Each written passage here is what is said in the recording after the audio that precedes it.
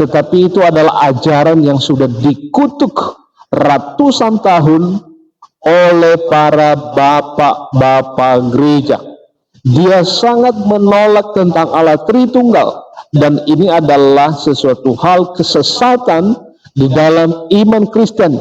Ribuan tahun, ratusan tahun yang lalu, ajaran ini sudah ditolak dan sudah dikutuk oleh bapak-bapak gereja. Jadi ingat ya teman-teman Kristen semua yang menyaksikan di sini, di Kejadian 1 ayat 1 sampai 3 tidak ada di situ Tritunggal, ya. Karena apa? Banyak orang yang mengenal sosok pribadi ini sebagai apologet atau orang yang memberi pertanggungjawaban tentang iman Kristen. Tetapi tahukah Anda bahwa dia sebagai salah seorang pengajar yang menyeleweng atau melawan firman Tuhan itu sendiri, dan ajaran yang dipaparkan, yang diajarkan, yang ditawarkan oleh dia, yang dipublish kepada banyak orang, ribuan orang, ternyata bukan ajaran yang sungguh-sungguh kompleks dari Alkitab, tetapi itu adalah ajaran yang sudah dikutuk ratusan tahun oleh para bapak-bapak gereja. Dia sangat menolak tentang Allah Tritunggal, dan ini adalah sesuatu hal kesesatan di dalam iman Kristen.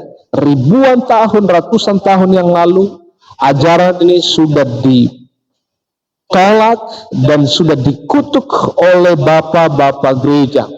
Dan di mana tempo hari, beberapa hari yang lalu, tidak sengaja di beranda TikTok saya muncul live saudara kita ini, dan dia sedang membahas tentang kitab Kejadian pasal 1 ayat 1 sampai 3, yang dimana menjadi salah satu dasar ketritunggalan Allah di sana.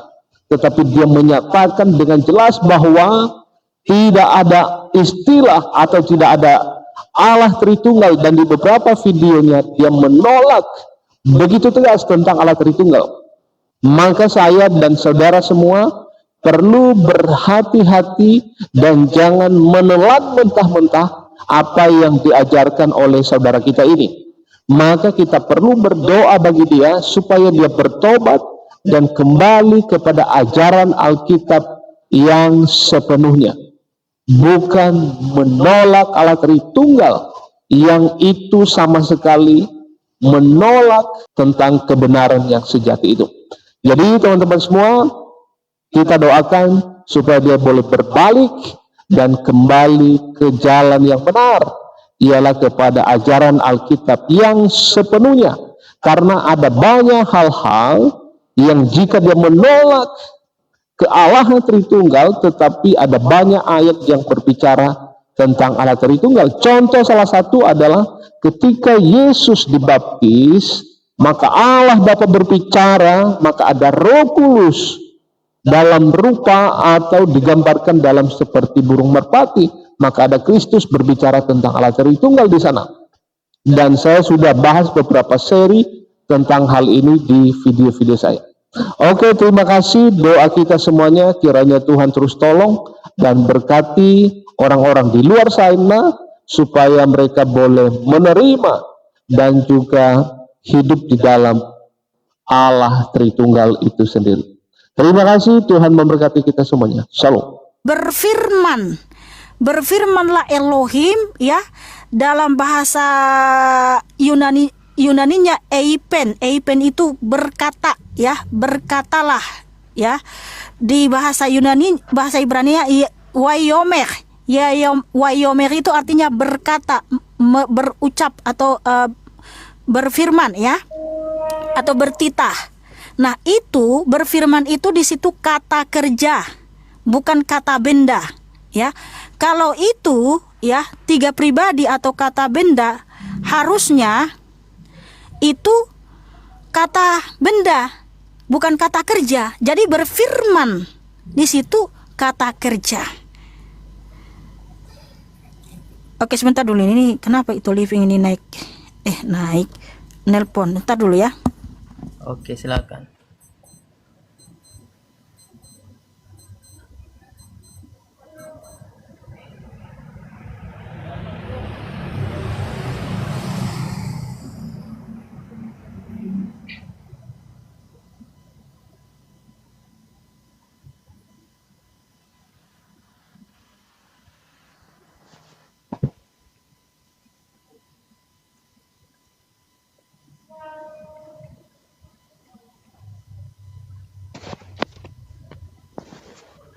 Jadi ingat ya teman-teman Kristen semua yang menyaksikan di sini, di Kejadian 1 ayat 1 sampai 3 tidak ada di situ Tritunggal, ya.